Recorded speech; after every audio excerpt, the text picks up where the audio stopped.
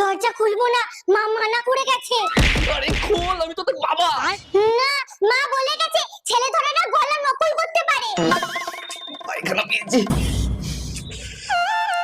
এই আমি তোদের জন্য চকলেট চিপস আনি না, দেখ আজকেও এনেছি। জানতাম, মা বলে গেছে তো ছেলে ধরে না বাচ্চাদের চকলেট দিয়ে লোভ দেখায়। কি কি কি শিখিয়ে রেখেছে।